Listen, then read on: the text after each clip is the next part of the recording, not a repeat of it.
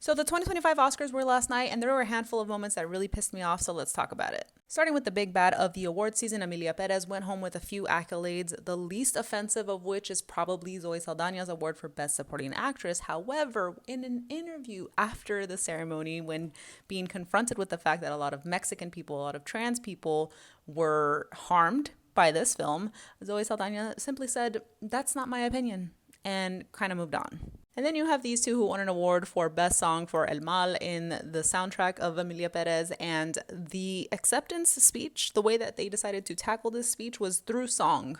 And it was a very cringy moment. It was very unhinged. No one understood what was going on. This man looked pissed off walking off stage. Like, I told her not to do that, but I'm not making any excuses for them. Like, that was just secondhand embarrassment to the max. And then you have these two moments, and I'm pissed off for different reasons. One of which, the sound department here for Dune, they received an Oscar, thank God, because Dune was largely overlooked this award season. The sound department for Dune was collecting their Oscar, and between the three of them, these three men have maybe 30 plus Oscar nominations between them. They are legends in Hollywood.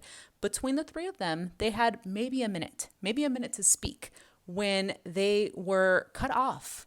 They were cut off. Their mics were turned off. They were betrayed by sound. The sound department betrayed by sound, and they couldn't get the words out to complete their speech.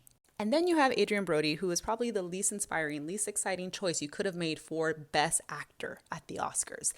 You know, he won for The Brutalist. Okay, great. He goes up on stage and he proceeds to set a Guinness World Record for the longest acceptance speech ever recorded in Academy history. And given the subject matter of The Brutalist, this could have been a really incredible moment to say something of note, say something important in a very largely apolitical ceremony, save for a few key speeches like from I'm Still Here and No Other Land Oscar winners. But no, this man goes on to give the longest, most nothing speech. Nothing of note was said.